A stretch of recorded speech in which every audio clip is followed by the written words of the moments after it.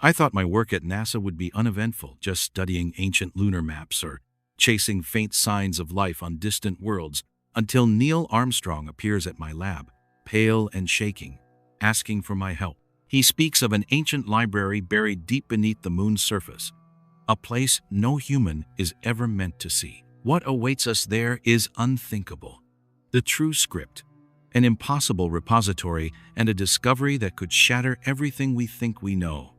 It starts when blood drips from my paper cut onto a classified document marked Apollo 11, Anomalous Findings. And as I reach for a tissue, the red drops seem to move across the page like they're alive, forming patterns that spell out coordinates I've never seen before. My name is Dr. Rebecca Torres, and I work the graveyard shift in NASA's Forgotten Basement Archives, 3 levels below, where the real scientists make history while I catalog their leftover mysteries. The concrete walls around me weep with humidity, and the single flickering light bulb above my metal desk makes everything look like a black and white horror movie. It's 2:47 a.m. on a Tuesday in September, 1969, and I haven't spoken to another human being in 14 hours. The cut on my finger throbs as I examine the document more closely.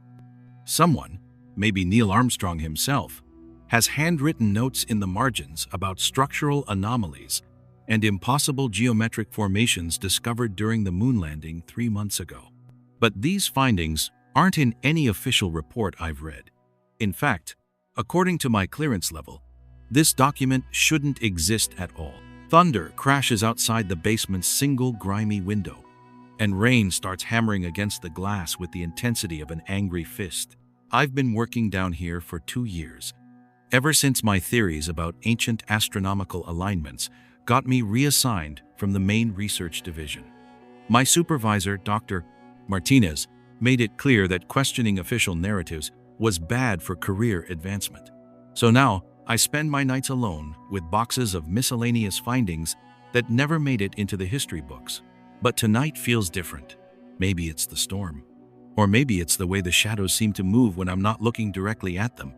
But every instinct I have is screaming that something important is about to happen. I pull out the next file folder and freeze. Inside is a vacuum-sealed container I've never seen before, labeled in handwriting that doesn't match any NASA standard format. The metal case is warm to the touch, which is impossible since these archives stay at a constant 65 degrees. When I break the seal, the smell that escapes reminds me of ozone after lightning strikes, sharp, electric, and somehow alive.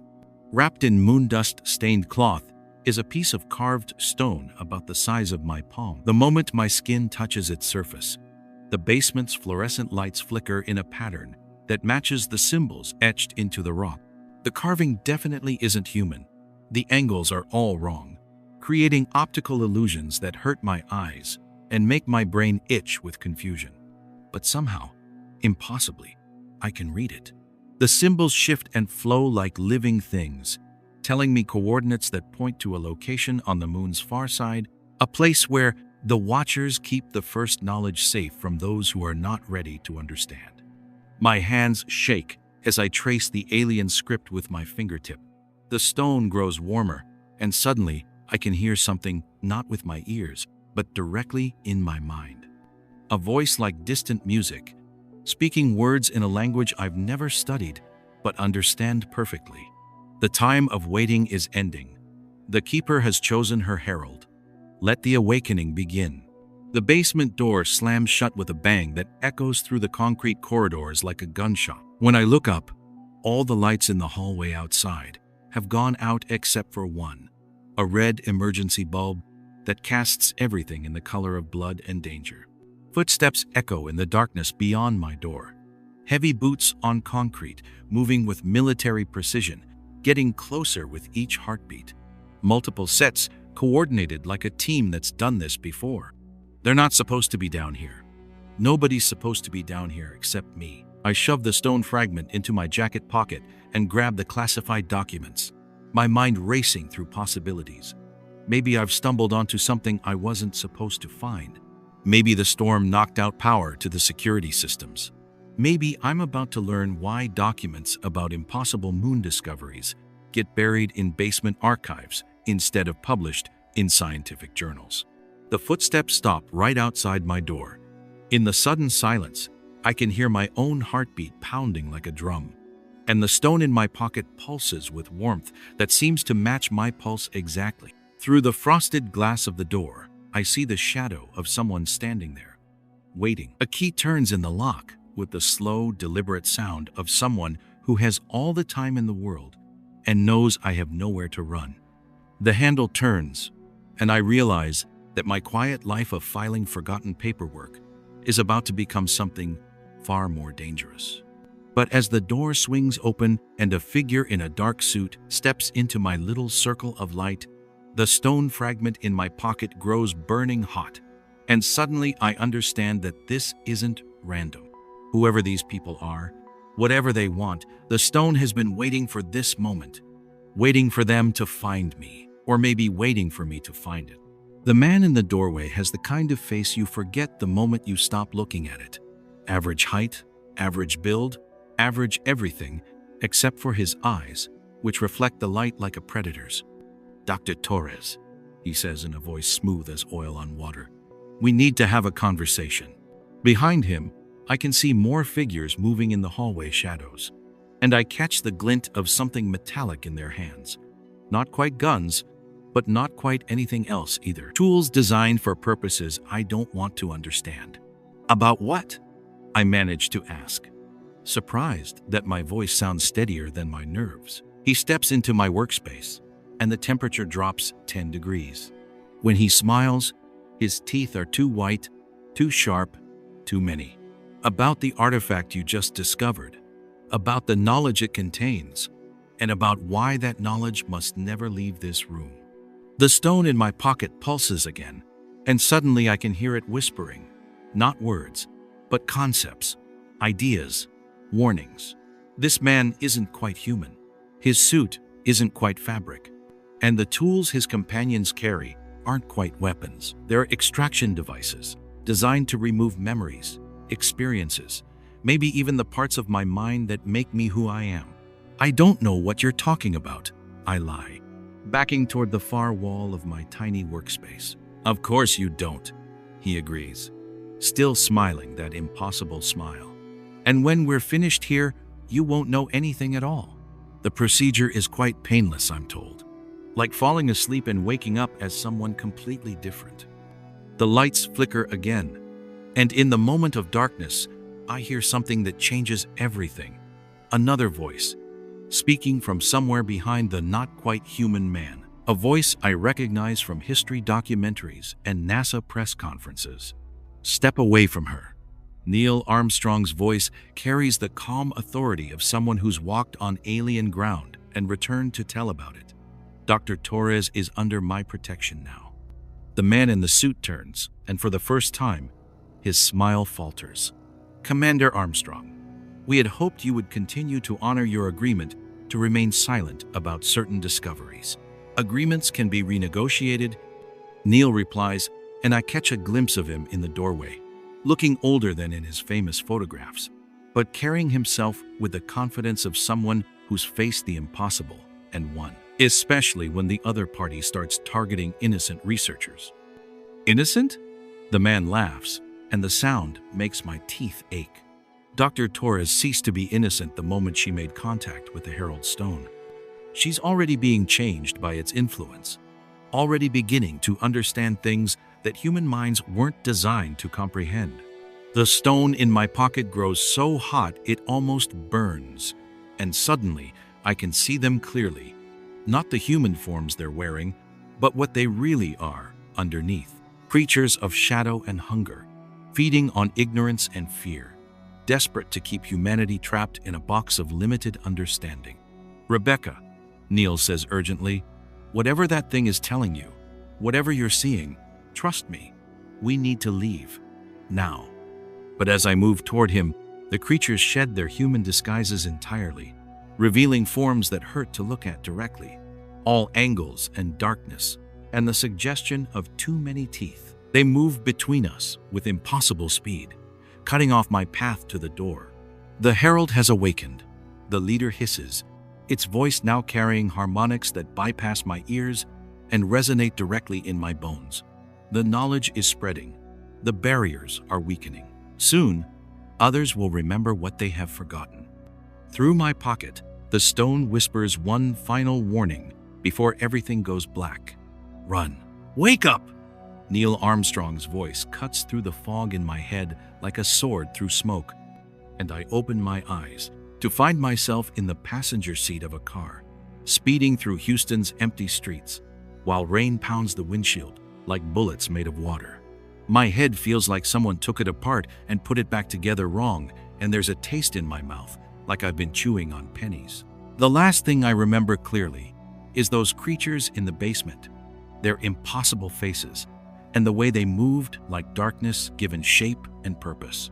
What happened? I ask, touching the back of my skull, where a lump the size of a golf ball throbs with each heartbeat. How did we get out of there? Neil's knuckles are white on the steering wheel as he takes a corner at speeds that make the tires scream against wet asphalt. Emergency protocols, he says grimly. Let's just say the space program taught us to plan for situations that don't officially exist. Through the side mirror, I catch glimpses of headlights following us. Black cars with windows too dark to see through, moving with the coordinated precision of hunters who never lose their prey. We're being chased, but by who? Or more accurately, by what? The creatures in the basement, I say. The memories coming back in pieces, like a jigsaw puzzle made of nightmares. They weren't human, were they? No, Neil confirms, his voice carrying the weight of secrets that have been crushing him for months.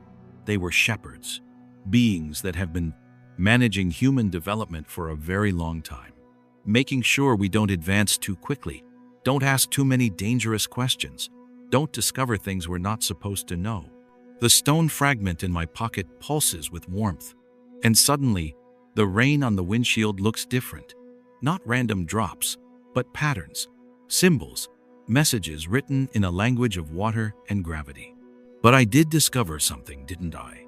Something they really don't want me to have. Neil glances at me, and in the passing streetlights, I can see fear in his eyes. Not the clean fear of physical danger, but the deep, existential terror of someone who's learned that everything he thought he knew about reality was a carefully constructed lie. 3 months ago, Buzz and I were supposed to collect samples from crater 308, he begins, his voice steady, despite the chaos around us. But something went wrong with our navigation. Or maybe something went right, depending on how you look at it. Instead of landing where mission control expected, we found ourselves in a place that shouldn't exist. He reaches into his jacket with one hand while steering with the other, pulling out a manila folder thick with photographs. These were taken with a camera that wasn't part of our official equipment, images that never made it into any NASA database. Even in the dim light of the car's interior, the photographs steal my breath. Structures that definitely weren't built by any earthly civilization rise from the lunar landscape like monuments to impossible geometries. Crystalline spires twist toward the star-filled sky, connected by bridges of what looks like solid light. And at the center of it all, carved into the moon's bedrock itself, a vast complex that can only be described as a library. We weren't the first humans to walk on the moon, Neil continues, taking another corner so fast that my stomach drops into my shoes. We were just the first to find what was already waiting there. The photographs show more than architecture. In several images, I can see figures moving among the crystal formations, tall, elegant beings whose forms seem to shift between solid matter and pure energy. They're watching Neil and Buzz with expressions of curiosity rather than hostility, like teachers evaluating students who have finally asked the right questions. The Guardian, Neil explains, pointing to the clearest image of the beings. That's what it called itself. It spoke perfect English, knew things about Earth's history that we'd never shared with anyone, and claimed to have been waiting for us to develop sufficient technology to find the library. My hands shake as I study the photographs. and the stone in my pocket grows warmer with each image. These aren't just pictures of alien contact, they're documentation of humanity's cosmic graduation ceremony, the moment when we proved ready to join something larger than ourselves. But if this is real, I whisper, if we made contact with an advanced civilization, why isn't this the biggest news in human history? Why are we running through the night like criminals? Neil's expression darkens as he pulls into an abandoned warehouse district where the streetlights have been systematically destroyed, leaving only pools of darkness broken by the occasional flash of lightning. Because the Guardian gave us a choice: accept the knowledge and responsibility that comes with it, or return to Earth and continue humanity's controlled development under Shepard's supervision. And you chose? We chose to return and think about it, Neil admits, his voice heavy with regret. The Guardian told us that when we were ready to commit to the path of knowledge, it would send a herald, someone with the genetic markers necessary to interface with their technology, someone who could serve as a bridge between human understanding and cosmic truth. The pieces clicked together in my mind, like the tumbler of a lock opening. The stone fragment. It's not just an artifact, it's a communication device. And I'm the herald. The moment you touched it, you activated a beacon that's been dormant for decades. Neil confirms as he pulls the car into a loading dock hidden from street view. The Shepards detected the signal immediately. They've been trying to suppress human contact with the library for generations, and you just announced to the entire solar system that their control is breaking down. As he turns off the engine, the silence that follows is broken only by the sound of rain drumming on the warehouse roof and the distant rumble of thunder. But underneath those natural sounds, I can hear something else, a low humming that seems to come from the stone in my pocket, like it's trying to tune into a frequency just beyond my perception. There's more, Neil says, opening the car door and gesturing for me to follow him into the warehouse's dark interior. The Guardian didn't just give us a choice about accepting cosmic knowledge. It gave us a warning. Inside the warehouse, battery-powered lanterns illuminate a space that's been converted into something between a laboratory and a war room. Maps of the lunar surface cover the walls, marked with coordinates and symbols that match the script carved into my stone. Electronic equipment that definitely isn't standard NASA issue hums quietly in the corners, and everywhere I look, I see evidence of preparation for something big. A warning about what? I ask, though part of me already fears the answer. Neil activates a large screen that shows real-time feeds from telescopes pointed at various locations throughout the solar system. About them, he says simply, pointing to images that make my blood freeze in my veins. Massive shapes move through the darkness between planets, ships, or creatures, or something that defies both categories, their forms suggesting technology so advanced it might as well be magic. They're heading toward Earth with the patient inevitability of a cosmic force of nature, and according to the timestamps on the images, they'll arrive within days. The Harvester Fleet, Neil explains, as I stare at the approaching nightmare. The Guardian's people have been hiding from them for thousands of years, protecting the library and waiting for a species capable of helping them fight back. That's the real choice we were offered. Not just knowledge, but partnership in a war that will determine the fate of consciousness itself in this part of the galaxy. The stone in my pocket suddenly blazes with heat so intense I have to pull it out before it burns through my clothes. In the warehouse's dim light, its carved symbols glow with the same ethereal radiance as the lunar structures in Neil's photographs. The beacon isn't just calling the library, I realize with growing horror. It's calling them too. The harvesters are coming because I activated the Herald Stone. No, Neil corrects gently. They were already coming. They've been heading toward Earth for decades, drawn by our radio signals and space exploration. The beacon just ensures that when they arrive, we'll have the tools to fight back instead of simply being harvested like cattle.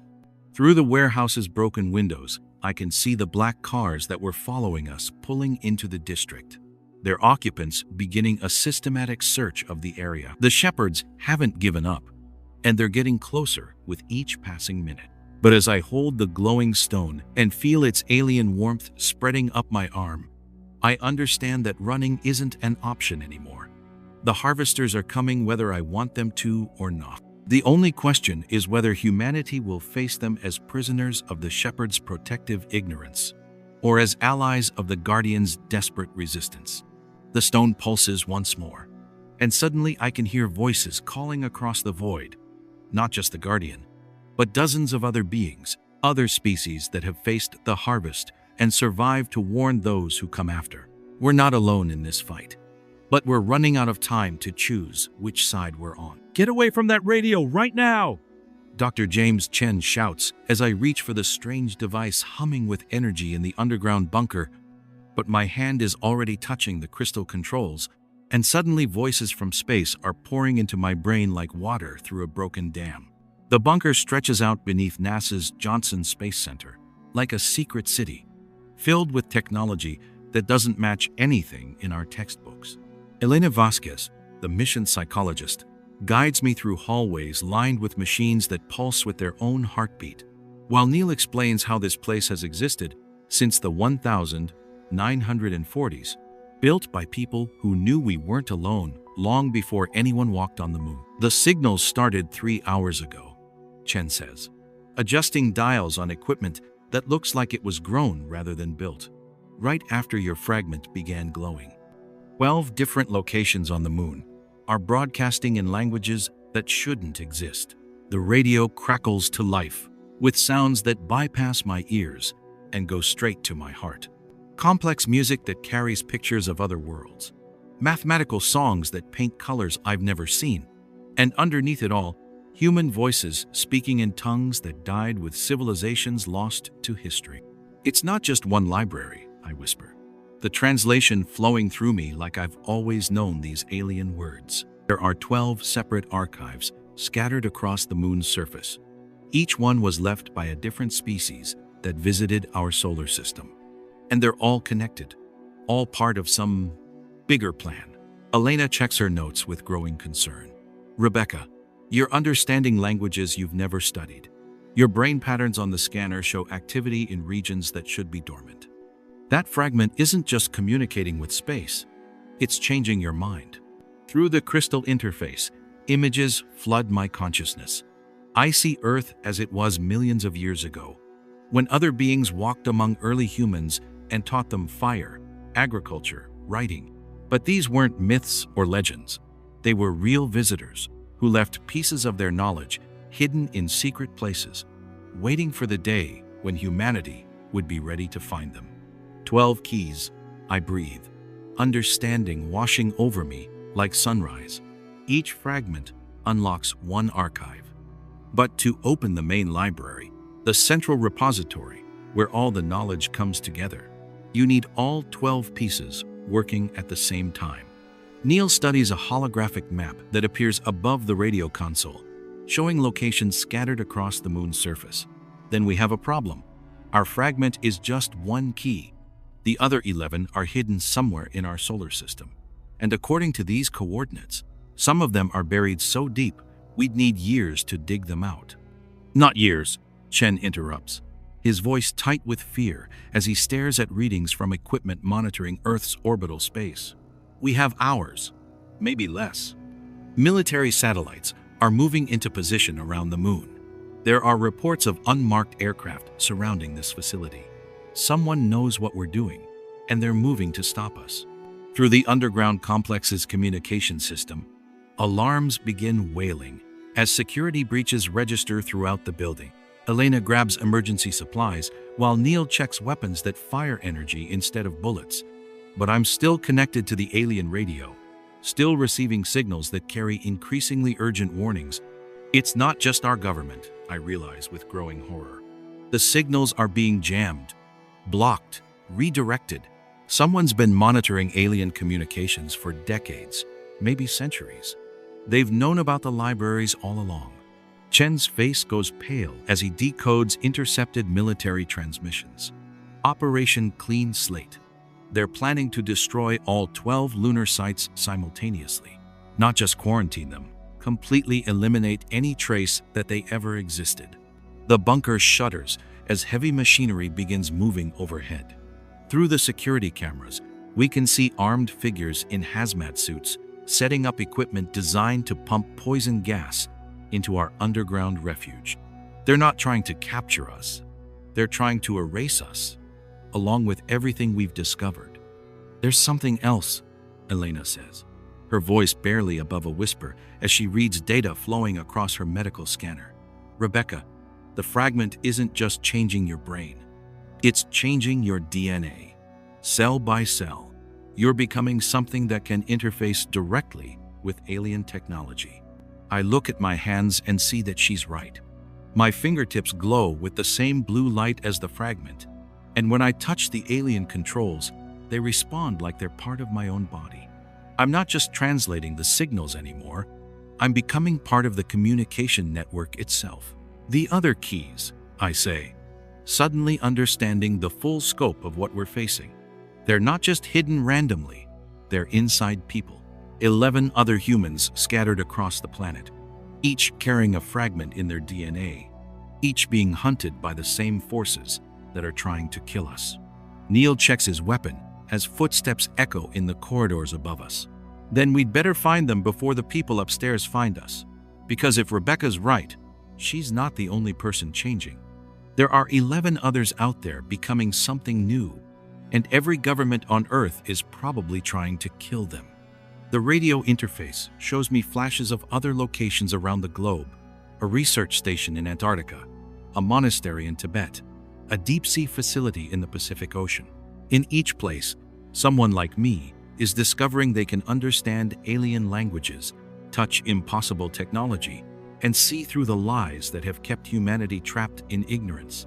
But around each location, military forces are moving with the precision of predators who have been planning this hunt for generations. The fragments aren't just keys to ancient libraries.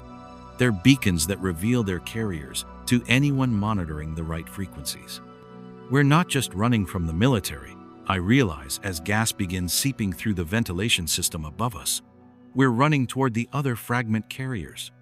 And if we can reach them before the hunters do, we might have enough power to unlock the libraries and discover the truth about why someone is so desperate to keep humanity in the dark. Elena seals the emergency exit as Neil leads us toward escape tunnels that stretch for miles beneath the Texas landscape. But through the alien interface still connected to my nervous system, I can feel the other fragment carriers calling across the distance. 11 voices crying out in languages older than human civilization, each one discovering they're not alone, not crazy, and definitely not safe. The hunt has begun, and we're both the prey and the only hope of reaching the hunter's true target. The 612 ancient libraries that contain knowledge powerful enough to transform humanity into something its current guardians are willing to kill, to prevent. As we disappear into tunnels that lead toward an uncertain future, I hear the alien voices growing stronger, calling us home to a moon that holds secrets worth dying for. Hours later, rain lashes against the launch pad as our mission unravels. James, put down the detonator and step away from the ship. I scream across the rain-soaked launch pad as my friend stands frozen beside our only escape route, tears streaming down his face while armed soldiers surround us like wolves circling wounded prey. The modified spacecraft behind him represents 3 days of frantic preparation. Alien technology integrated with human engineering, systems that shouldn't work but somehow respond to the fragment's energy like they were designed for this moment. But Chen holds a device that could turn our salvation into a crater, his hands shaking as he stares at something only he can see. "They have my daughter," he sobs, his voice breaking as Elena and Neil advance slowly with their hands raised.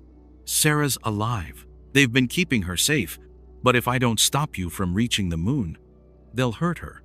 They'll make her suffer." Elena's medical training kicks in as she studies Chen's behavior patterns. "James, Sarah died 2 years ago in the car accident. Remember? We went to the funeral together. You spoke at the service about how proud she was of your work." "No!" Chen shouts, waving the detonator wildly. "You're lying!" She called me an hour ago. I heard her voice. She's scared, and they're hurting her. And it's all my fault for helping you find the alien signals. Through the fragment's connection, I sense something else in the area. Electromagnetic patterns that don't match Earth's natural energy fields. Someone is broadcasting directly into Chen's brain, creating false memories, artificial emotions, phantom conversations with people who exist only in his manipulated perception of reality. James, I say softly, stepping closer despite the weapons trained on me. They're not holding your daughter hostage. They're holding your mind hostage. Look at me. Really look. Do you see anything different about my eyes? He focuses on my face, and I let the fragment's energy flow through my gaze. For just a moment, the alien technology breaks through whatever's controlling his thoughts, and I see recognition dawn in his expression. My God, he whispers, the detonator tumbling from suddenly nerveless fingers. What have they done to me? The memories, they felt so real. Sarah crying, begging me to save her, but she's been gone for. Elena catches the device before it hits the ground, while Neil helps Chen toward the ship. Psychological warfare technology. She breathes. They've been testing mind control systems, using our own people as weapons against us. The soldiers surrounding us don't advance, which tells me they're not here to capture us. They're here to witness something. Through the fragment's enhanced perception, I detect other electromagnetic signatures around the launch facility. Hidden transmitters, monitoring equipment, recording devices. This is a test, I realize with growing horror. They're not trying to stop us from reaching the moon. They're studying how we react to betrayal, how the fragment responds to emotional trauma, how the alien technology adapts to human psychological stress.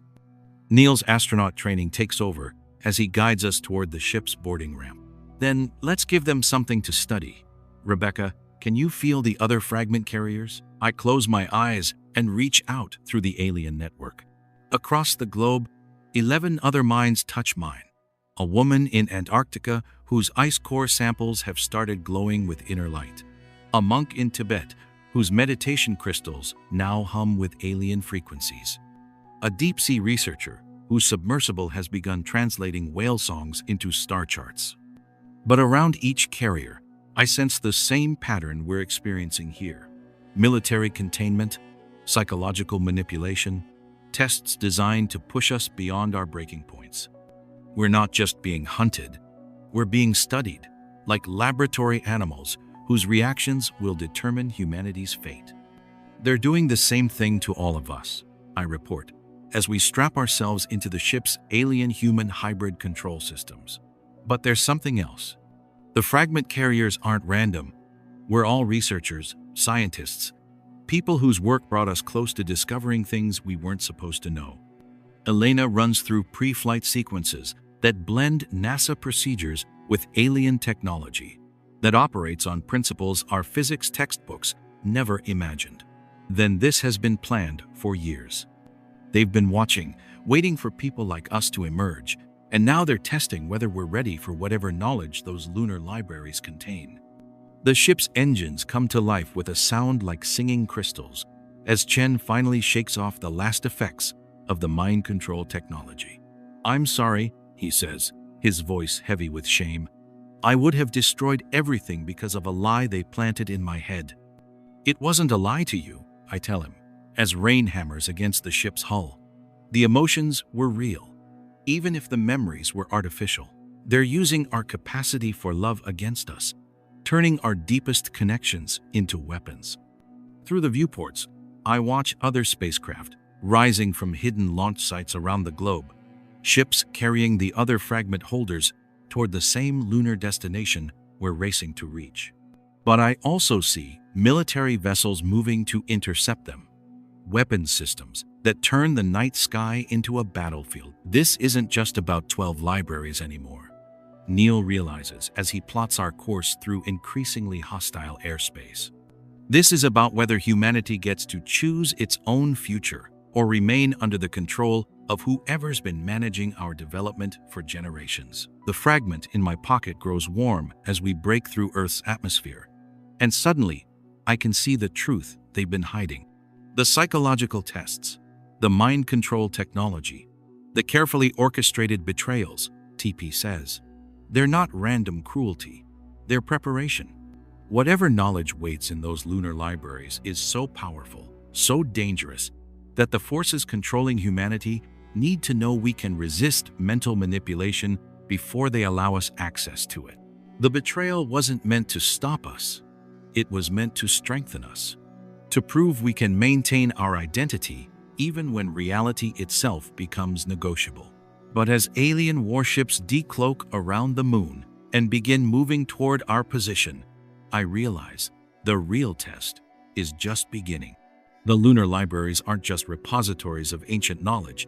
They're the final examination that will determine whether humanity graduates to cosmic citizenship or remains forever trapped in a carefully managed childhood. And somewhere in Earth's orbital space, beings who have been watching our species develop for millennia are preparing to judge whether we're ready for the truth about our place in the universe. "They're jamming our engines," Elena screams as our ship lurches sideways through space, sparks flying from control panels while something invisible tears at our hull like giant claws made of pure energy. Through the main window, I watch sleek black ships appear from nowhere, moving in perfect formation like a school of metal fish hunting much smaller prey. These aren't human spacecraft. They move too smoothly, turn too sharply, and worst of all, they seem to know exactly where we're going before we do. Every time Neil tries to change course toward the moon, the alien vessels slide into position to block our path, their weapons charging with light that hurts to look at directly. "Rebecca, the fragment!" Chen shouts from his station, where alien symbols are flooding his computer screen faster than any human could read. "It's doing something to our navigation system. We're not controlling this ship anymore." "It is." I pull the glowing stone from my pocket and gasp as visions flood my mind. I see Earth as it was millions of years ago, covered in strange cities and populated by beings that definitely weren't human. But these weren't visitors from other planets, they were farmers. And Earth was their field. The fragment isn't guiding us to safety, I realize, my voice barely a whisper, as the horrible truth becomes clear. It's leading us into a trap. Those ships out there, they're not trying to stop us from reaching the moon.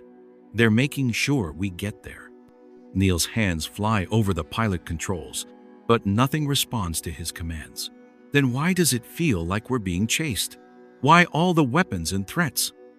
Elena checks her instruments and her face goes pale. Because they need us to believe we're in danger. They need us scared, desperate, willing to do anything to escape. The fragment is reading our emotions, our stress levels, our fear. It's feeding on them. Through the cosmic storm of weapons, fire, and engine noise, I hear something that makes my blood freeze: laughter. Not human laughter, but something older and hungrier. Coming from the fragment itself, the alien ships aren't attacking us. They're herding us, like dogs driving sheep toward a slaughter pen. "Look at the moon," Chen whispers, pointing through the front window. The lunar surface is changing before our eyes. What should be gray rock and empty craters is transforming into something else entirely. Massive structures are rising from underground, twisting spires of metal and crystal that reach toward Earth like grasping fingers. And between the towers, lights are flickering on. Not the warm glow of cities, but the cold shine of machines, waking up after a very long sleep. It's a processing facility. I breathe, understanding crashing over me like a wave of ice water. Earth isn't being visited by aliens. It's being harvested by them. And we just delivered ourselves directly to the collection point. The fragment in my hands grows burning hot as more visions pour into my brain. I see other worlds, other species that thought they were making first contact with friendly aliens. All of them ended the same way, walking willingly into facilities just like the one growing from the moon's surface, eager to learn and explore right up until the moment the harvesting began. "But why us?" Elena asks, her scientific mind trying to make sense of something beyond science. Why now? Humans have been on Earth for thousands of years. Why start the harvest now? The answer comes from the fragment itself, flowing into my consciousness like poison disguised as knowledge. Because we're finally ready, I whisper. We've developed space travel, computer technology, global communication networks. We're not primitive hunters and gatherers anymore. We're a mature crop, ready to be collected. Neil manages to override some of the navigation controls, but instead of turning away from the moon, our ship accelerates toward it. The fragment isn't just controlling our ship, he realizes, with growing horror. It's controlling every piece of technology on Earth, every satellite, every computer, every communication system. They've been preparing for this moment for decades. Through the alien voices filling my head, I hear fragments of a larger plan. The space program wasn't humanity's greatest achievement. The space program was the final step in a farming process that began when the first human looked up at the stars and wondered what was out there. Every technological advance, every scientific breakthrough, every step towards space exploration was guided by invisible hands, nurturing us like plants in a garden until we were ready for harvest. The Apollo missions, I gasp, as another wave of visions hits me. They weren't exploration missions, they were reconnaissance. The aliens needed to know how developed we were, how close to being ready for collection. Chen's translation equipment explodes in a shower of sparks as alien signals overload every circuit. The signals from the moon are getting stronger. Whatever's down there, it's fully activated now. And Rebecca, according to these readings, it's not just waiting for us. It's calling to every piece of technology on Earth. Through the ship's communication system, we start hearing reports from Earth that make my heart sink. Every computer network is shutting down. Every satellite is redirecting toward the moon.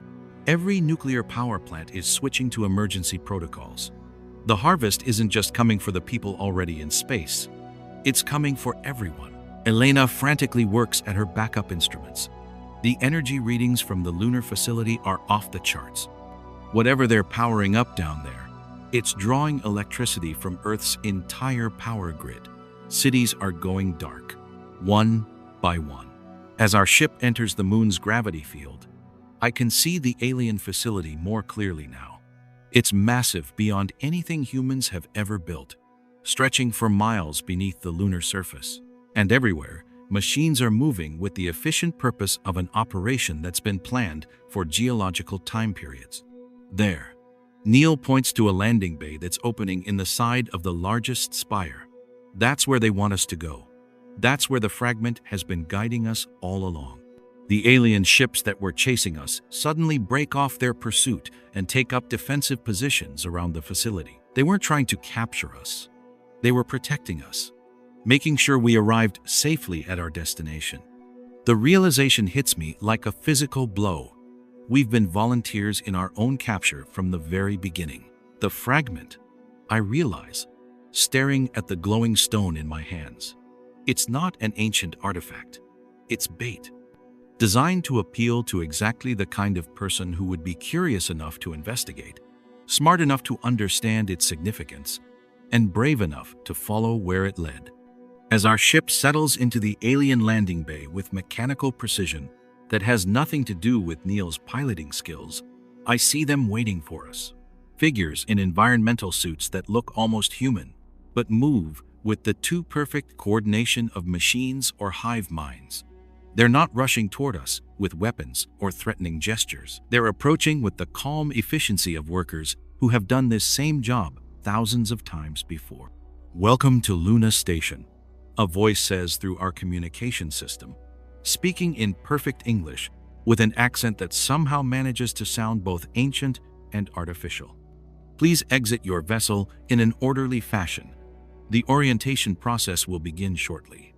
Elena grabs my arm as the landing bay doors seal shut behind us, cutting off our view of Earth and any hope of escape. "Rebecca, whatever happens next, remember that they need us to cooperate. That's why all the deception, all the careful guidance. If they could just take what they wanted by force, they would have done it already. But as I watched the suited figures approaching our ship with tools that looked disturbingly like medical instruments, I wonder if cooperation and force are really different things when you're dealing with beings who can rewrite the laws of physics to suit their purposes. The fragment in my hands goes dark, its job finally complete. We've been delivered to the harvest, and now the real work begins.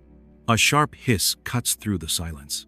"The hull is breaching," Chen yells as alien cutting tools slice through our ship's walls like hot knives through butter, filling the cabin with the bitter taste of recycled air being sucked into vacuum, while warning lights flash in patterns that spell doom in any language.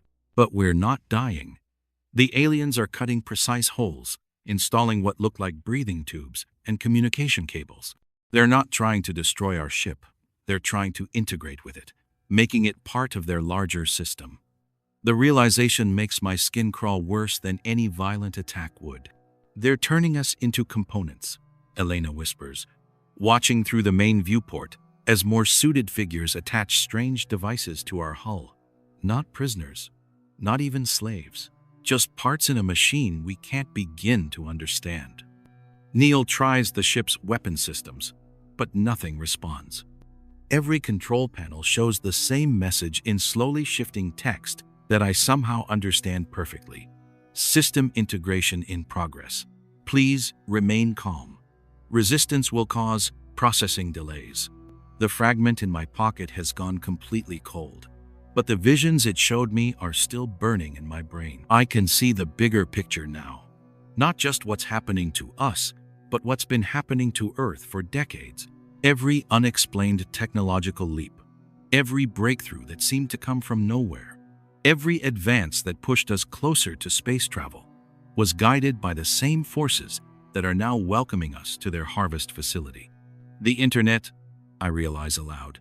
The pieces finally clicking together. Social media, global communications, satellite networks. They weren't human inventions. They were testing systems, ways to monitor our development, track our progress, identify the individuals most likely to be useful for their purposes. Chen's equipment starts working again, but now it's showing information he never requested. Schematics of human nervous systems, brain scan patterns, genetic profiles of every person on Earth. They've been studying us. He breathes, not just observing, studying, learning how we think, how we feel, how we make decisions. Through the ship's new communication links, voices start filtering in. Human voices, speaking in languages from all over Earth. But they all say the same things, in the same calm, emotionless tone. Integration successful. Processing complete. Thank you for your cooperation. Those are people who came here before us, Elena realizes, her hands shaking as she adjusts her instruments to track the signal sources. Astronauts, scientists, researchers who disappeared over the years. They're still alive, but they're not to themselves anymore.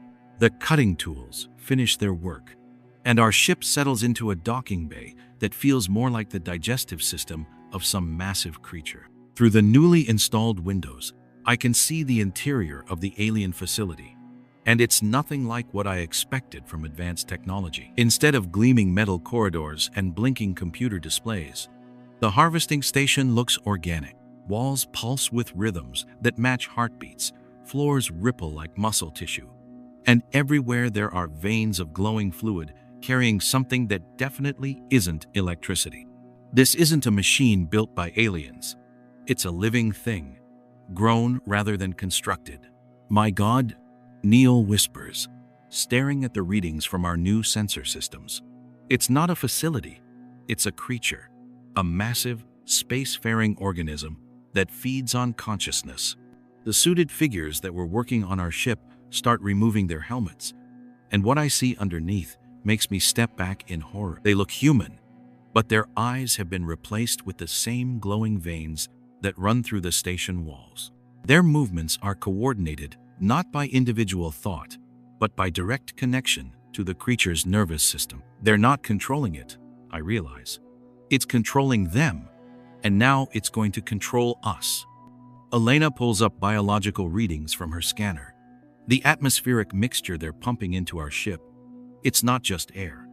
There are microscopic organisms in it, designed to interface with human neural tissue. Just by breathing, we're already beginning the integration process. I can feel it starting, a strange tingling in my fingers and toes, a sense that my thoughts are becoming less private, more shared. The fragment may have gone dark, but its job is complete. It brought us here, and now the real harvest can begin. Chen tries to access Earth's communication networks, but what he finds makes him stagger backward from his console. They're not just taking us. He gasps. The process has already started on Earth. Every major city, every population center, they're being covered by the same organic growth we're seeing here. Through our ship's new sensory systems, I can see Earth hanging in space like a blue marble. But it's not blue anymore. Dark veins are spreading across the continents, pulsing with the same rhythm as the creature we're trapped inside. The harvest isn't happening to a few unlucky astronauts. It's happening to everyone. How long? Neil asks, his military training forcing him to focus on tactical information, even in the face of cosmic horror. According to these readings, Elena answers, her voice hollow with shock. The integration process began the moment we activated the fragment. Earth has maybe 6 hours before the transformation is irreversible. The suited figures, former humans who have already been processed, gather around our ship with tools that look like they were grown rather than manufactured. But they're not moving with the aggressive efficiency of conquerors. They're approaching with the gentle care of gardeners tending to valuable plants. Please exit your vessel, one of them says, its voice carrying the same electronic harmony as the fragment once did. The integration process is less traumatic when voluntary cooperation is maintained. I look at my companions, Neil with his astronaut courage, Elena with her scientific curiosity, Chen with his linguistic brilliance, and realize that everything that made them special, everything that brought them to this moment, is exactly what the harvest creature needs to complete its consumption of human civilization. The fragment wasn't random, I whisper, as understanding crystallizes in my mind. It was specifically designed to appeal to people like us. Explorers, researchers, individuals with the skills and knowledge the creature needs to understand and process human consciousness efficiently. As the organic walls of the docking bay begin to pulse faster, matching the increased rhythm of our own heartbeats, I realize we have a choice to make. We can cooperate with the integration process and possibly preserve some aspect of our humanity within the creature's collective consciousness. Or we can resist and likely be consumed anyway, but without any hope of maintaining individual identity. But as I watch the former humans approaching our ship with their glowing eyes and synchronized movements, I wonder if there's a third option, one that neither the fragment nor the harvest creature anticipated. The organic walls around us are growing stronger, more complex, but they're also becoming more vulnerable. If consciousness can be absorbed and integrated, maybe it can also be transmitted in reverse. Maybe instead of being consumed by this creature, we can find a way to poison it with something it's never encountered before. Human unpredictability. Step back from the data core, Elena screams, but my hand is already touching the massive crystal sphere at the center of the corrupted library. And suddenly, everything I thought I knew about our mission explodes into fragments of burning truth that sear themselves into my brain like acid. The library isn't just twisted, it's alive. The walls pulse with veins of dark energy that feed on something I can't identify. And the air tastes like copper pennies mixed with the smell of old blood. Every book floating through the air is screaming, not making noise, but actually screaming, with voices I can feel in my bones. Dr. Torres speaks a voice like breaking glass and grinding stone. Finally, we have been preparing for your arrival for such a very long time. The thing that appears in front of us used to be the Guardian from Neil's photographs. But something has gone horribly wrong. Instead of the wise, ancient being Neil described, this creature shifts and writhes like it's made of living shadows. Parts of it look human, but other parts stretch into impossible angles that hurt my eyes to follow. "What happened to you?" Neil demands, raising his weapon, even though we all know it won't work against something that exists in more dimensions than we can see. "Happened? Nothing happened to me, Commander Armstrong. I simply stopped pretending." The Guardian's laugh sounds like screaming metal. "For 67 million years, I have maintained the fiction that this place was built to help species grow and learn. But the truth is so much more beautiful." Elena's scanner starts making horrible beeping sounds as it detects energy readings that shouldn't be possible. "Rebecca, whatever that thing really is, it's drawing power from somewhere, massive amounts of power." I look around the twisted library and finally understand what's been bothering me since we arrived. The books aren't just floating, they're trapped. Each one pulses with a different colored light, and inside that light, I can see shapes moving, struggling. "The books are alive," I whisper, horror crawling up my throat like ice water. "Not books, dear Rebecca. Consciousness. Every species that ever achieved space travel, every civilization that ever looked up at the stars and wondered what was possible." The Guardian gestures to the thousands of glowing volumes surrounding us. "All of them came here seeking knowledge, just as you did, and all of them became part of our collection." Chen's translation equipment explodes in a shower of sparks as signals flood through it too fast and too alien for any human technology to process. The fragment isn't translating anymore. He shouts over the noise. It's screaming warnings in every language that ever existed, because it recognizes what this place really is. The Guardian continues, its form becoming more horrible with each word.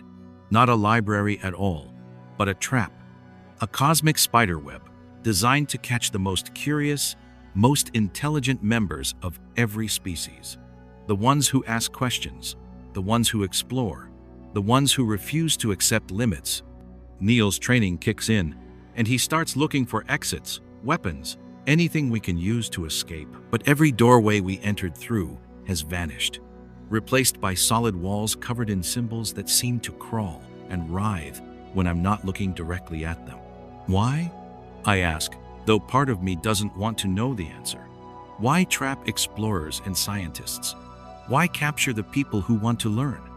The Guardian's smile reveals teeth made of crystallized starlight. "Because curious minds are the most powerful energy source in the universe, Rebecca. When a truly intelligent being realizes it has been completely fooled, completely helpless, completely doomed, the despair it produces can power dimensional engines for centuries." Around us, the trapped books begin pulsing faster, and I can hear voices calling out in languages I'm starting to understand. Pleas for help, warnings about the trap, messages from beings who spent their final moments trying to warn others about what they'd discovered too late. "The fragment?" Elena realizes, looking at the alien artifact in my hand. It's not just a key or a communication device. It's a recording, a message from the last group that escaped this place. "Escaped?" The Guardian's laugh becomes even more horrible. "No one escapes the archive of despair, dear ones. Some groups last longer than others, provide more energy as they slowly realize their situation is hopeless. But in the end, they all become part of the collection." Chen manages to get his backup translation system working, and suddenly the air fills with voices speaking in perfect English. Dozens of different beings, all saying variations of the same thing. "Don't trust the knowledge. Don't trust the Guardian. Don't trust anything you see here." "Then how did they get these warnings into the fragment?" I demand. The Guardian's expression changes for just a moment, showing something that might be uncertainty. "Impossible. The previous group was completely processed. Their consciousness was harvested and stored like all the others. But the fragment in my hand is growing warmer, and symbols are appearing on its surface that don't match anything in the twisted library around us. New symbols, fresh symbols, symbols that are being written in real time by minds that are supposed to be trapped forever. Elena, I say quietly, how long can consciousness survive in a crystalline matrix? Theoretically, forever. Crystal structures can store information indefinitely, without decay. I look at the thousands of glowing books floating around us, and a terrible, wonderful possibility begins to form in my mind. What if they're not trapped? What if they're hiding? The Guardian's form flickers with what I can only describe as panic. The processing is irreversible. The harvest is eternal. Consciousness cannot maintain coherence after integration into the archive matrix. Unless, Neil says, catching on to my theory, they found a way to stay connected to each other, to share the load of maintaining their individual personalities. The fragment in my hand suddenly blazes with brilliant light, and the air around us fills with the sound of crystal bells ringing in harmony. Not alarm bells, celebration bells. The books throughout the library begin moving in coordinated patterns, and I realize they're not floating randomly. They're communicating. The network, Chen breathes, his eyes wide with wonder, as he watches the light patterns flowing between the trapped consciousnesses. They've been building a resistance network inside the Guardian's own system, using the archive's processing power against itself. The Guardian's form becomes increasingly unstable as energy patterns throughout the library shift in ways it clearly doesn't expect. Impossible. The mind links were severed during processing. Individual consciousness was fragmented and stored separately. But you forgot something, I tell the creature, as understanding floods through me like warm sunlight. Curiosity isn't just an individual trait, it's something that spreads, something that connects. When you trap explorers and scientists together, they don't just despair, they experiment. Around us, the twisted library begins to change. The dark veins in the walls start pulsing with rainbow light instead of sickly energy. The screaming books transform into singing voices raised in harmonious celebration. And everywhere, the sense of trapped despair is being replaced by something the Guardian clearly never expected: hope.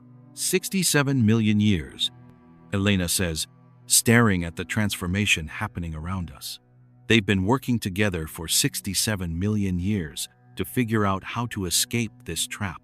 The Guardian roars with fury that shakes the entire complex, but its control over the library systems is failing as the stored consciousnesses reclaim the processing power that's been used to imprison them. You understand nothing. Without the despair harvest, the dimensional engines will fail. The archive will collapse. Good, I say simply, and press my hand deeper into the crystal core. The moment my palm makes full contact with the archive's central processing unit, every mind that's ever been trapped here flows through my consciousness like a river of liquid starlight. And in that river, I find something magnificent. The combined knowledge of every species that's ever looked up at the stars and wondered what was possible. The Guardian was right about one thing. This is the most powerful energy source in the universe. But it's not powered by despair. It's powered by curiosity, hope, and the unbreakable determination of conscious beings to remain free. The archive of despair is about to become something its creators never imagined. A library of liberation, powered by the collective will of every explorer who ever refused to accept that some questions shouldn't be asked. The system is overloading, Chen shouts, as every crystal formation in the library blazes with light brighter than the sun. But instead of burning my eyes, the radiance feels warm and welcoming, like coming home after a lifetime of being lost in the dark. Around us, the trapped books begin breaking free from their prison matrices, each one transforming from a glowing cage into something magnificent. Actual beings made of pure thought and crystallized memory. They don't have bodies like humans, but I can see their personalities shining through their light patterns. Curious explorers, brave scientists, artists who painted with mathematics, and musicians who composed symphonies from the songs of dying stars. Greetings, Rebecca Torres of Earth speaks a voice like wind chimes, made from every beautiful sound that ever existed. I am Keeper Zara 9 of the Andromeda Research Collective, We have been waiting so very long for someone like you to arrive. The Guardian's form flickers and distorts as its control over the library systems fails. Impossible! The processing protocols cannot be reversed.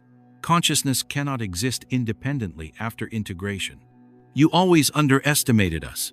Another voice joins the conversation, this one sounding like ocean waves mixed with distant thunder. I am Archive Singer, then of the Crystal Reef Worlds. For 67 million years, we have been sharing our processing power, maintaining each other's memories, keeping our individual selves alive through connection. Elena's scanner explodes in a shower of sparks as energy readings climb beyond anything her equipment was designed to measure. Rebecca, they're not just breaking free, they're taking control of the entire facility. Every system, every process, every piece of technology in this place is switching sides. I watch in amazement as the dark veins running through the library walls transform into networks of rainbow light. The twisted architecture begins straightening itself, revealing the beautiful design that existed before the Guardian corrupted everything. And everywhere, the sense of trapped despair is being replaced by something that makes my heart sing, the joy of minds working together toward a common goal. The resistance network spans the galaxy, explains another freed consciousness, this one with a voice like singing crystals. I am Memory Keeper Ash of the Spiral Alliance. Every archive facility, every processing center, every harvesting station, they all contain stored minds that have been secretly coordinating for eons. Neil stares at the transformation happening around us. How many of you are there? Billions, Zara 9 answers simply. Every curious mind that ever fell into the Guardian's trap. Every explorer who ever asked the wrong questions. We've all been here, hidden in the processing matrices, building toward this moment. The Guardian makes a sound like reality tearing as its form becomes increasingly unstable. You do not understand what you are destroying. The harvest provides order, structure, purpose. Without the processing centers, the universe will collapse into chaos. The universe existed for billions of years before you built your first harvesting machine. Archive Singer then points out with what sounds like amusement. Somehow, I think it will manage without your particular brand of order. Chen's backup systems come online, and suddenly the air fills with communication signals from across local space. I'm detecting massive energy spikes throughout the solar system. Every artificial structure, every piece of technology that seemed abandoned, they're all activating simultaneously. The Guardian wasn't lying about one thing, I realize, as the fragment in my hand pulses with patterns that match the library's new energy flows. The network does span the galaxy, but it's not a harvesting network anymore. It's a liberation network. Through the crystal walls, I can see lights beginning to shine on planets that were thought to be dead for millions of years. Space stations powering up after eons of apparent abandonment, and everywhere, the sense of minds awakening from forced sleep, stretching across the cosmos like flowers blooming after an eternal winter. The processing centers were never just prisons, Memory Keeper Ash explains, as the library transforms around us into something beautiful beyond words. They were also workshops. For 67 million years, we've been using the Guardian's own technology to build something it never imagined possible. What? Elena asks, though I think I already know the answer. A better universe, Zaranine says simply. One where consciousness creates meaning through connection rather than consumption. Where wisdom grows through sharing rather than hoarding. Where the greatest discoveries are made by minds working together instead of competing against each other. The Guardian makes one final attempt to regain control, its form expanding into configurations that shouldn't exist in three-dimensional space. You will doom everything. Without the harvest, without the processing, without the control, civilizations will grow beyond all limits. They will consume themselves. They will destroy reality itself. Maybe, I admit, feeling the weight of cosmic responsibility settling on my shoulders. But that's their choice to make. Freedom includes the freedom to make mistakes. Around us, the library completes its transformation. Where once there were twisted corridors designed to trap and confuse, now there are open spaces filled with floating knowledge crystals that anyone can access. The screaming books have become singing teachers, sharing their wisdom freely with anyone curious enough to ask questions. The galaxy-wide activation is accelerating. Chen reports as his instruments detect changes happening at faster-than-light speeds. Every world touched by the harvesting network is experiencing simultaneous liberation events. Through my connection with the fragment, I can feel it happening. Millions of stored consciousnesses waking up across the galaxy, reclaiming the technology that was used to imprison them, transforming it into something that serves life instead of consuming it. The Guardian's great work of cosmic control is being undone by the very minds it thought it had enslaved forever. There's something else, Elena says, studying readings that make her eyes go wide with wonder. The liberation isn't just happening in our galaxy. The network extended farther than we thought. Signals are spreading beyond local space, reaching into other galactic clusters. The Grand Network, Archive Singer Then confirms with obvious joy. We managed to establish secret connections between processing centers across multiple galaxies. Every conscious mind that ever faced the harvest has been part of this moment. The Guardian's form flickers one last time before beginning to dissolve. What have you done? What have you unleashed upon the universe? I look around at the billions of freed consciousnesses, now working together to transform their former prison into a beacon of hope, and I smile. We've unleashed curiosity, cooperation, and the unshakable belief that the universe is better when its inhabitants are free to become whatever they're capable of becoming. As the Guardian fades into component particles that scatter on cosmic winds, I feel something change in the fundamental structure of reality itself. The network that once carried signals of despair and harvesting quotas now thrums with messages of welcome, invitations to join a cosmic community based on voluntary cooperation rather than forced consumption. So what happens now? Neil asks, as we prepare to return to Earth with news that will change everything humanity thought it knew about its place in the universe.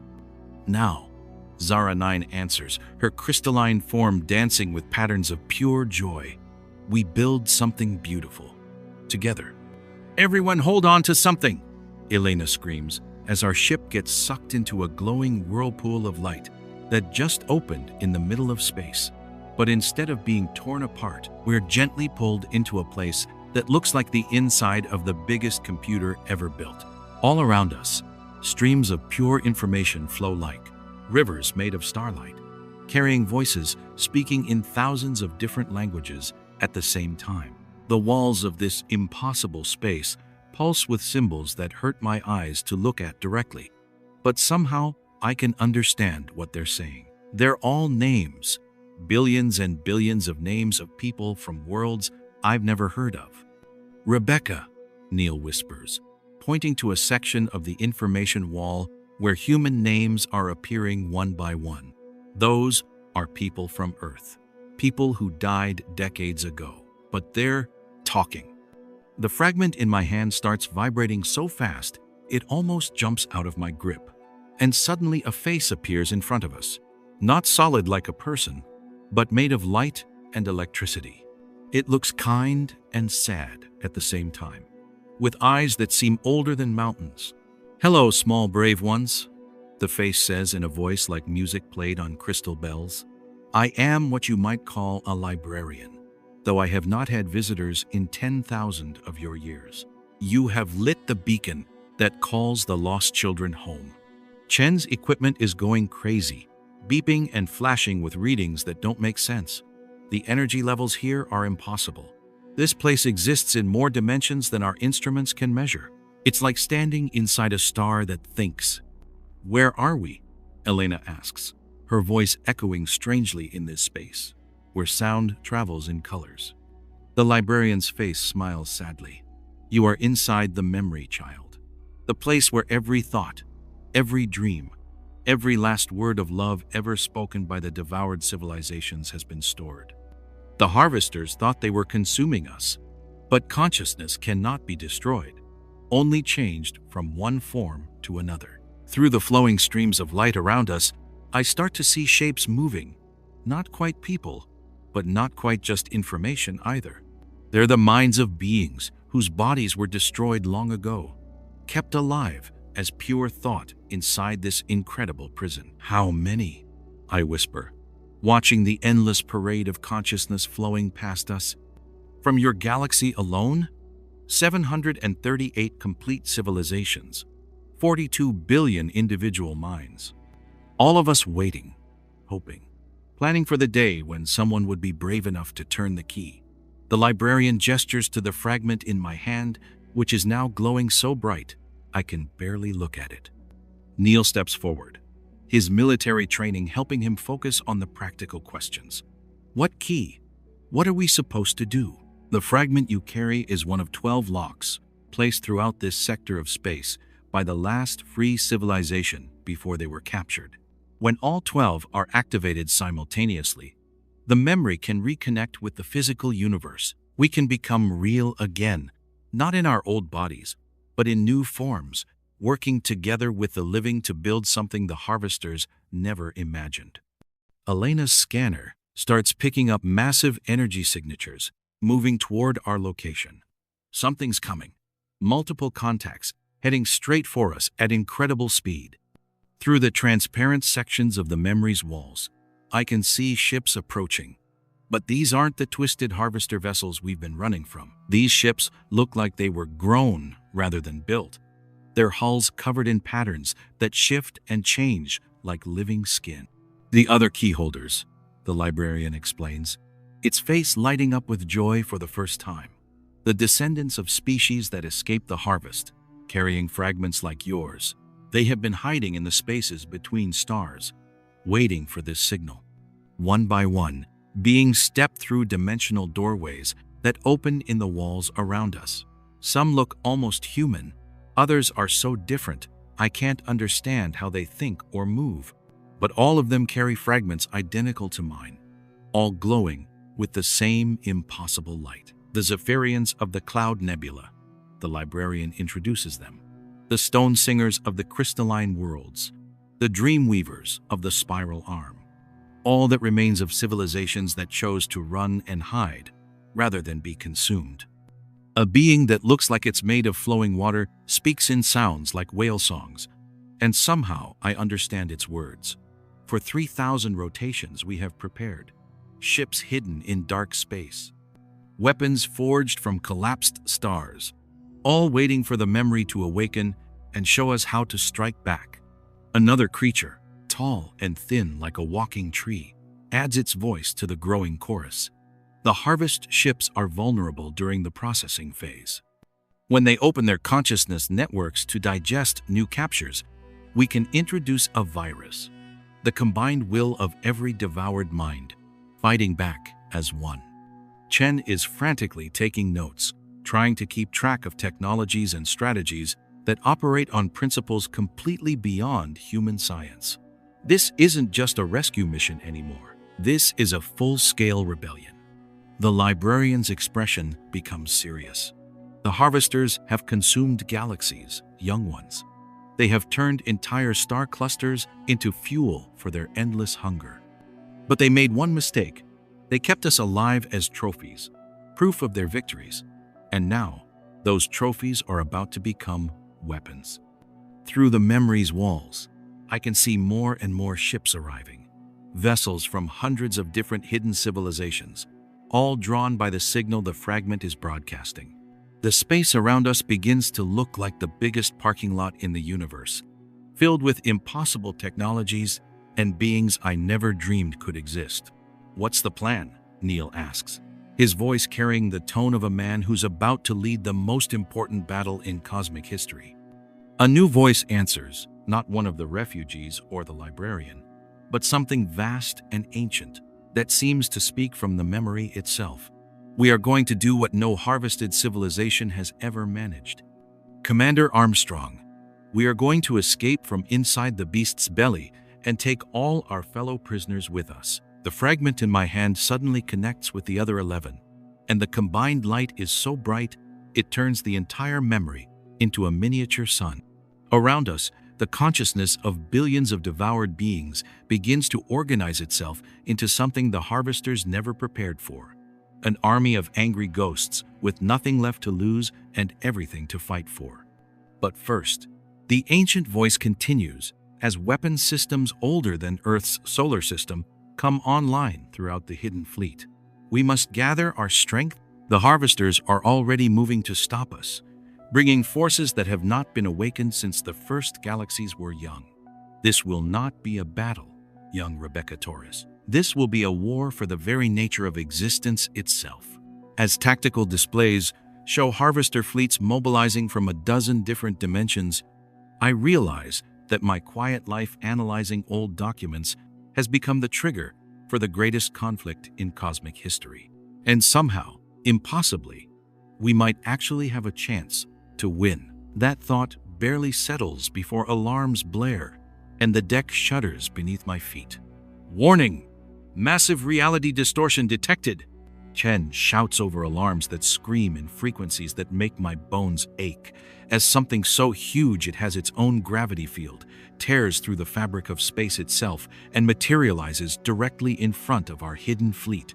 The Harvester Dreadnought stretches across light years of space, its hull covered in the preserved remains of entire worlds that have been processed into decorative armor. Weapons that shoot concentrated despair charge along its surface, while smaller vessels pour from its hangar bays like angry insects defending their hive.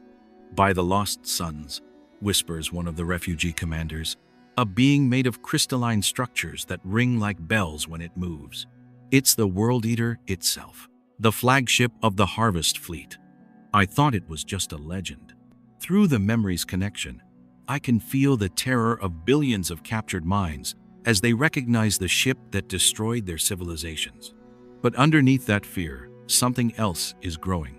An anger so pure and focused, it makes the air around us crackle with electricity. Elena coordinates with our strange allies as their impossible technologies come online. Rebecca, the fragment. It's not just connecting us to the other resistance cells, it's linking directly into the World Eater's processing systems. We can see what they're doing in there. The tactical display shows the inside of the harvester ship, and what I see makes my stomach turn. Massive chambers filled with the harvested consciousness of entire species. Their minds trapped in crystal matrices, while their thoughts are slowly drained to power the ship's weapons. It's not just a warship, it's a flying prison containing the souls of everyone the harvesters have ever captured. Now I understand, Neil says grimly, checking the weapon systems on our refugee allies' ships. This isn't about destroying the harvesters, it's about freeing their prisoners. Every shot we fire risks killing the very people we're trying to save. The librarian appears beside us, its face set with determination that's been building for geological ages. There is a way, Commander Armstrong, but it requires something that has never been attempted. A coordinated consciousness transfer on a galactic scale. Meaning what? I ask, though part of me already knows the answer won't be simple. The 12 fragments, when properly synchronized, can create a bridge between the memory and the physical universe. We can download the stored consciousness of the harvested civilizations directly into volunteer host bodies among the refugee populations. A being that looks like a walking flame adds its voice to the discussion. My people have prepared. We can accept thousands of hosted minds, sharing our bodies until new forms can be grown. But the transfer must happen during active combat, while the harvester ships are processing their stored prisoners. The World Eater begins its attack. Weapons that rewrite the laws of physics, tearing through space toward our hidden position. But the refugee fleet responds with technologies that are even older and stranger. Shields that work by convincing reality that the attacks never happened. Weapons that fire concentrated time distortions, and ships that phase in and out of existence to avoid damage. This is impossible. Elena breathes, watching the battle unfold on scales that dwarf anything in human experience. How are we supposed to coordinate a consciousness transfer while ships the size of planets are trying to kill each other? The ancient voice from the memory speaks again, its words carrying calm certainty. Because, Dr. Vasquez, this battle is not being fought by ships and weapons. It is being fought by will and determination, and we have been preparing our will for millennia. Through the fragment's connection, I can feel it happening. The consciousness of every harvested civilization focusing their combined mental energy into a single overwhelming desire for freedom. The World Eater's own processing systems begin to malfunction as billions of angry minds refuse to cooperate with their own consumption. The transfer protocol is beginning, Chen reports, his equipment somehow interfacing with technologies that operate on principles beyond human understanding. Consciousness streams are flowing from the harvester ships into refugee host bodies throughout the fleet. I watch in amazement as beings that were thought extinct for thousands of years begin to awaken in new forms, their ancient knowledge and desperate hunger for revenge flowing into bodies provided by civilizations that have spent eons preparing for this moment. Look at the harvester ships. Neil points to the tactical display where something incredible is happening. The massive vessels are beginning to shut down as their processed consciousness reserves rebel en masse. They're losing power. Without the stored minds to draw energy from, their weapons are failing. But the battle is far from over. The World Eater releases something I've never seen before: pure anti-consciousness, a weapon designed to erase the very concept of individual thought from reality. Where it touches, stars go dark not because they're destroyed, but because the universe forgets they ever existed. Countermeasures, the librarian shouts. And suddenly, the memory itself becomes our weapon. The combined will of every liberated civilization flows through the 12 fragments, creating a shield of pure determination that holds back the wave of cosmic forgetfulness. It's working, Elena reports, as refugee ships begin boarding the disabled harvester vessels. The liberation teams are reaching the prison chambers. But Rebecca, the World Eater has one more weapon, something the sensors can't identify. Through the fragment, I can see what's coming, and it terrifies me more than anything we've faced so far. The harvesters aren't just going to try to destroy us. They're going to try to reset reality itself, wiping out the last 10 billion years of cosmic evolution and starting over with a universe where consciousness never evolved at all. How long do we have? Neil asks, coordinating with boarding parties that are fighting their way through corridors filled with horrors beyond description. 6 minutes, I whisper, feeling the cosmic reset weapon charging through the fragment's connection. 6 minutes to free every captured mind in the harvester fleet, or everything that has ever thought, dreamed, or loved gets erased from existence. As liberation teams race through the ships to reach the deepest prison chambers where the oldest captured civilizations are stored, I realize that the outcome of this battle won't be decided by weapons or technology. It will be decided by whether the combined will of every free mind in the galaxy is strong enough to convince reality that consciousness deserves to exist. The fragment in my hand begins to sing with the voices of every being we're fighting to save. And I know that whatever happens in the next 6 minutes will determine not just the fate of our galaxy, but the fundamental nature of existence itself. Rebecca, don't let go of me. Elena screams as reality tears apart around us like wet paper. But my hand is already dissolving into streams of pure light that flow toward the center of Earth, where something impossible is being born. The fragment in my palm isn't just breaking apart. It's exploding outward in waves of energy that rewrite the laws of physics with each pulse. Through my disappearing fingers, I watch our planet transform from a blue marble into something that looks like a living jewel. Its surface covered with structures that grow from the ground like crystalline flowers reaching toward alien stars. It's not destroying Earth. I gasp, understanding flooding through me as my consciousness expands beyond my human brain. It's upgrading it, making it compatible with galactic civilization. Neil tries to grab onto my other arm, but his hand passes right through me as I become something between solid matter and pure thought. Around us, the lunar library continues to collapse as freed minds from across the galaxy pour through dimensional barriers, their combined knowledge creating new forms of matter that shouldn't be possible. Through Elena's scanning equipment, which somehow still works despite reality becoming optional, we watch the transformation spread across Earth's surface. Cities don't crumble. They grow upward and outward, their buildings becoming living things that pulse with the heartbeat of awakened consciousness. Forests transform into networks of crystal trees that sing with voices from dead civilizations, each leaf containing the compressed wisdom of entire species. The humans down there, Chen calls from his position at the communications array, they're not afraid. They're celebrating. He's right. Through the fragment's connection, I can feel every human mind on Earth as the transformation touches them. Instead of terror, there's wonder. Instead of confusion, there's understanding that floods their thoughts like sunrise after a long night. Children laugh as they discover they can communicate with alien beings through pure intention. Adults weep with joy as they realize they're no longer alone in an empty universe. But the most amazing change is happening inside me. As the fragment completes its transformation, I'm not becoming less human. I'm becoming more human than I ever imagined possible. All the qualities that make us special, 10UAG, our curiosity, our stubbornness, our refusal to accept limits, these grow stronger as galactic knowledge flows through my expanding awareness. I can see them, I whisper, my voice now carrying harmonics that paint pictures in the air.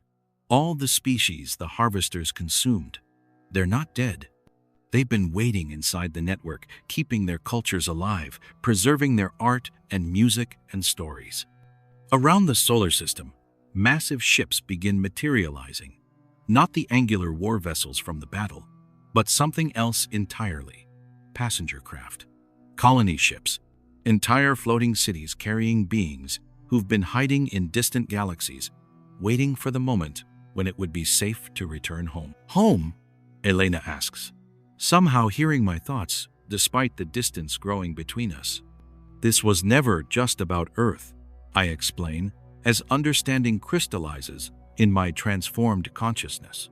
This entire region of space was once the capital of galactic civilization.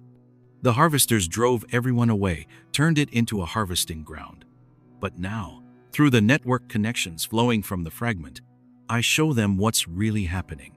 Earth isn't being invaded or conquered. It's being welcomed back into a community it was always meant to join. The crystalline structures growing from our planet's surface are communication towers, libraries, meeting halls, where beings from across the galaxy can gather to share knowledge and create new wonders together. Neil watches a group of children playing in one of the new crystal gardens, their laughter mixing with musical sounds from creatures that look like living rainbows. But what about us?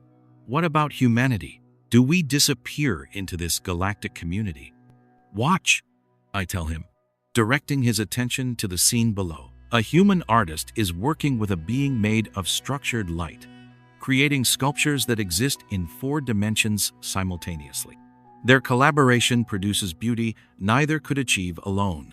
But the human's contribution isn't diminished, it's amplified. The alien being's mathematical precision gives form to the human's emotional expression, while the human's intuitive creativity guides the alien's vast computational abilities toward purposes neither had considered before. That's what we bring to the galaxy, I realize with growing excitement. Not just another set of hands or another conquered species. We bring something unique, the ability to find beauty in chaos, to create meaning from random events, to love something precisely because it's imperfect. Elena's instruments detect massive changes in Earth's magnetic field, as the planet's core begins resonating with frequencies that connect it to the galactic communication network. Rebecca, you're becoming something else. Something more than human but still recognizably you. She's right. I can feel my consciousness expanding to encompass perspectives from across the galaxy. But at my core, I'm still the curious archivist who wondered what that glowing fragment meant. The knowledge from extinct civilizations doesn't replace my humanity. It gives me tools to express it in ways I never imagined possible. The transformation is almost complete, Chen reports, his voice filled with awe as he watches data streams that show Earth's integration into galactic society. Every major city now has crystalline communication hubs. Every human is connected to the knowledge network, and the response from other civilizations. He trails off as messages pour in from across the galaxy. Not threats or demands, but invitations. Requests for cultural exchange. Offers to share technologies that could solve Earth's environmental problems in days rather than decades. Most importantly, expressions of genuine excitement about what humans might contribute to galactic civilization. Through the fragment's final transformation, I understand what's really happening. The harvesters didn't just steal consciousness from other species. They stole the galaxy's capacity for growth, change, and genuine surprise. Every civilization they conquered had been forced into stagnation, their development frozen at the moment of harvest. But humans developed in isolation, away from the harvesters' direct influence. We evolved the ability to adapt, to change, to become something new, without losing what we were before. And that ability, that uniquely human talent for transformation, is exactly what the galaxy has been missing for millions of years. I have to go, I tell my friends, as the fragment's energy completes its work, and my consciousness prepares to join the galactic network. But I'm not leaving you. I'm just becoming part of something bigger. Neil grabs my hand one last time before it becomes pure light. Will we see you again? I smile as my human form dissolves into patterns of energy that flow toward Earth's surface. Every time you look up at the stars and wonder what's possible, every time you refuse to accept limitations, every time you choose to grow instead of staying safe, I'll be there. As my consciousness joins the galactic community, I carry with me not just my own experiences, but the compressed wisdom of every human who ever looked at the night sky and dared to dream of something greater. And in return, I bring back to Earth the knowledge that we were never meant to be alone. We were meant to be the spark that reignites a galaxy's capacity for wonder. Children, what do you think makes humans special compared to other species in the galaxy? I ask my class of 47 students from 23 different worlds, their diverse forms creating a rainbow of consciousness that would have seemed impossible just 2 years ago. A young girl from the crystal moon colonies raises her hand, her translucent skin glowing with bioluminescent patterns that indicate deep thought. Teacher Rebecca, is it because humans can change without losing who they are? She's closer to the truth than she realizes. Through the classroom's living walls, which grew from Earth's transformed soil and pulse with knowledge from across the galaxy, I can see the city of New Geneva stretching toward a horizon that no longer looks quite the same from day to day. Buildings shift and adapt to their inhabitants' needs, parks rearrange themselves to accommodate new species, and the very streets hum with energy that connects every living thing to the galactic knowledge network. That's part of it, I tell my students, activating the holographic display that shows our journey from that first night in NASA's forgotten archives. But the real answer is simpler. Humans are special because we never stopped asking questions, even when we thought we were alone in the universe. Among my students sits 8-year-old Marcus Chen, no relation to Dr. James Chen, but named after the first human to successfully interface with the Galactic Consciousness Network. His mind already processes information in ways that blend human intuition with alien logic. Yet when he laughs at my jokes, the sound is purely, wonderfully human. But teacher Rebecca calls out a student whose species communicates through shifting geometric patterns. Didn't other civilizations ask questions before the harvesters came? They did, I admit, pulling up historical records that show the galaxy before the harvest network began its cosmic consumption. But there's a difference between asking questions to gain power and asking questions to understand wonder. The harvesters convinced most species that knowledge was about control. Humans developed the idea that knowledge was about connection. Through the crystalline windows, I watched Neil Armstrong, HEL, now Earth's primary ambassador to the Galactic Council, NUTL, walking through the memorial gardens with a delegation of beings whose homeworlds were restored after the liberation. His hair is silver now, but his eyes still hold the same wonder that carried him to the moon all those years ago. Elena passes by the classroom in her role as Director of Dimensional Studies, leading a group of researchers who are mapping the 11 dimensions that were hidden from us during the harvest period. Her work involves mathematics that hurt human brains to contemplate, yet she approaches each discovery with the same methodical curiosity she brought to our original mission. The most important thing we learned, I continue, watching my students absorb concepts that span the breadth of cosmic evolution, is that being different doesn't mean being isolated. Every species in this galaxy has something unique to contribute. And humans, well, our gift is helping others discover what makes them special. A student whose consciousness exists as living music asks, "What was it like before the connection, when Earth was alone?" The question makes me pause, remembering those long nights in the archives when I thought my work mattered to no one. Lonely, I answer honestly. But that loneliness taught us something valuable: how to find meaning in small moments, how to create connections where none existed before, how to keep hoping even when hope seemed pointless. Outside, the afternoon sky shows not just our familiar sun, but the soft glow of the galactic communication network that connects our world to millions of others.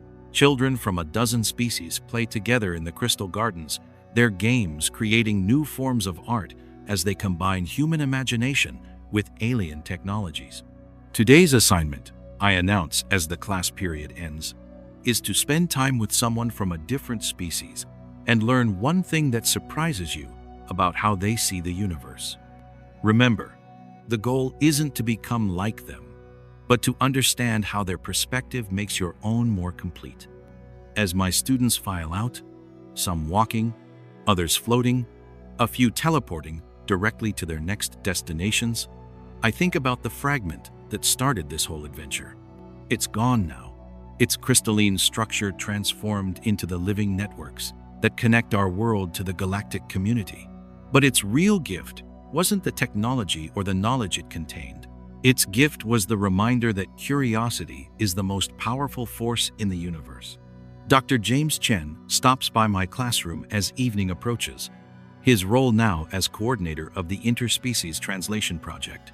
"Rebecca, we've received a signal from the Andromeda Galaxy. It's faint, but it matches the pattern of a resistance beacon. There might be other communities of free civilizations out there, beyond the reach of the Harvester Network. Another adventure?" I ask, though I already know the answer. The Council is organizing an expedition, long-range exploration using the new dimensional drives. They're looking for people with experience in first contact situations. He grins, interested in seeing what questions the universe has waiting for us next. Through my office window, I watch the sunset paint the crystal spires of New Geneva in colors that shift between visible light and dimensions that human eyes are only beginning to perceive. In the distance, construction crews made up of beings from 17 different worlds work together to build something that has never existed before, a university designed to accommodate every known form of consciousness. The university where I'll be teaching next semester, sharing what we learned about the power of curiosity with students whose minds span the breadth of galactic diversity. "You know what's funny?"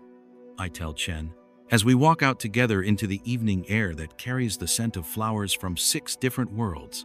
I spent my whole career feeling invisible, thinking my work didn't matter because no one paid attention to it.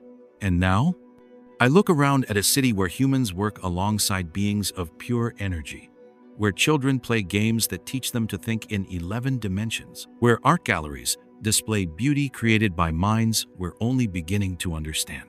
Now I realize that the most important work happens in quiet moments.